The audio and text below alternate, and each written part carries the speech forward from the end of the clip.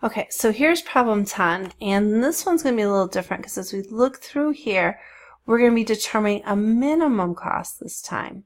So minimum cost, this is going to be minimum, and if we go over here, finding minimum, okay?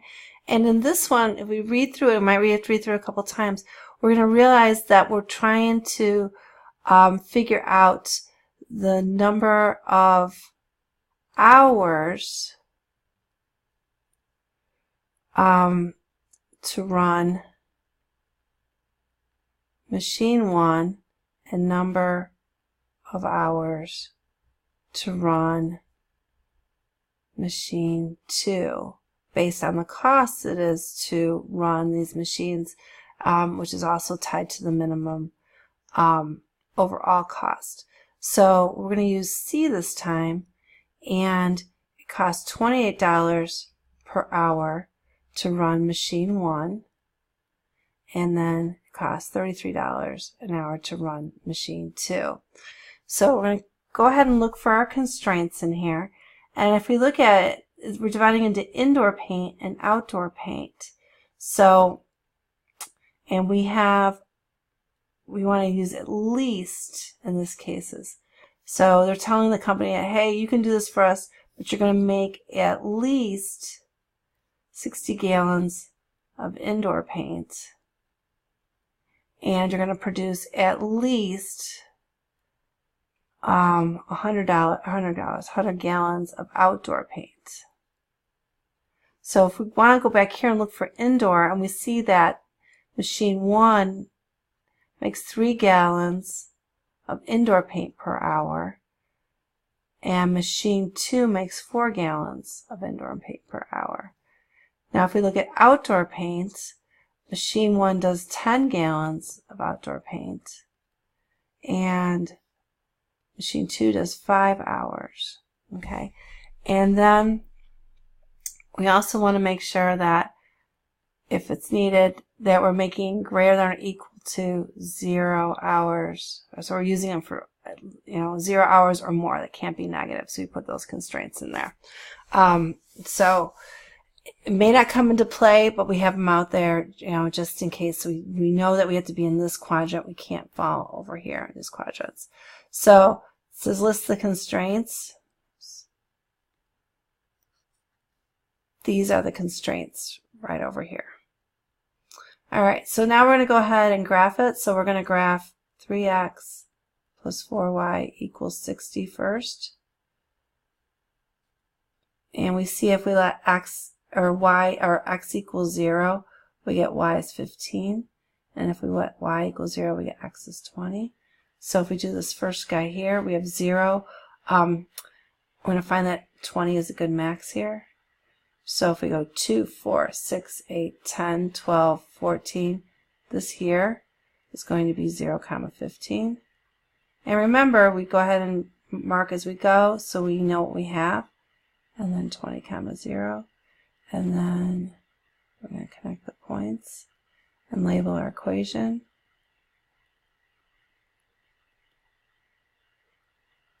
And then we're going to do the same for our 10x plus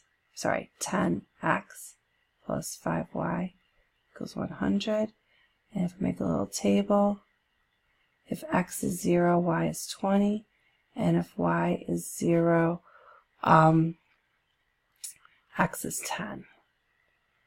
So we have 0, 20.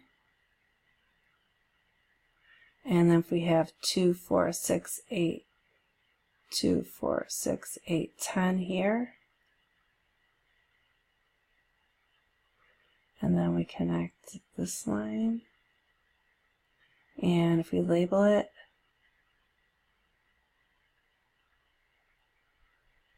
the lines. Now we're doing at least, so we're going greater. So when we go to shade, let's say this first guy here, so this is this one here. If we put in zeros, we try to do this as our test point. Well, so it's greater, so we're shading this direction for this guy here, or for this one here.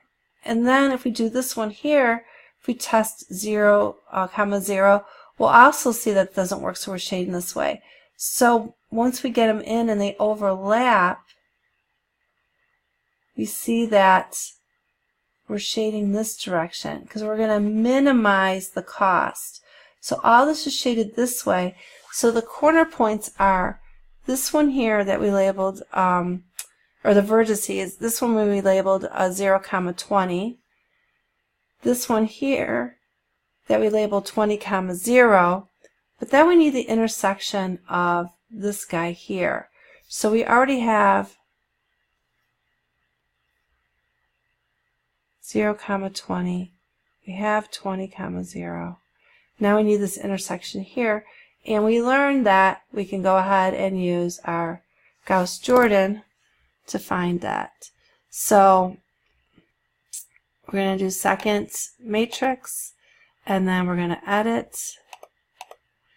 and then we're going to use 3, 4, and 60. So that's this equation here. And then we're going to use this equation here, which is 10, 5, and 100. Second quit. And then we can actually do, we just did an RREF, so we can do second enter, calls it up, but there's a new matrix in here. So when we do it, we get a new answer, and actually did it for us already. We get 4, comma 12. So if we go back to here and this point here, I'm not sure why it's making that little funny thing here, but anyway, try that. So this point here, we have 4, comma 12. So we're going to go back to this guy over here. So our last vertex is 4,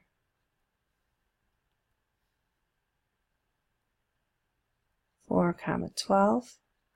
And then we can get our calculator back out and try all these values. So we're putting it back in our objective function, which is C equals 28x plus 33y. So for the first one, x is 0, so 20 times 0 is 0 plus 33 times 20. And then we get 660.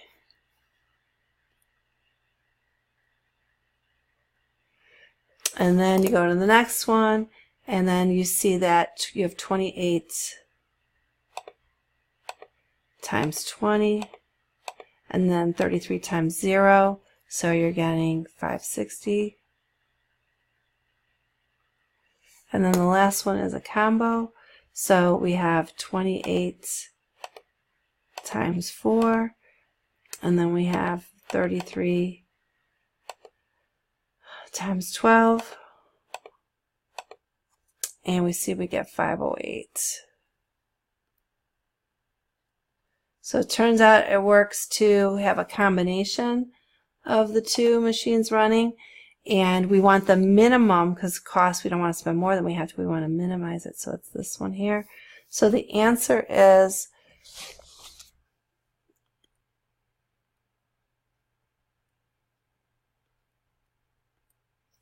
run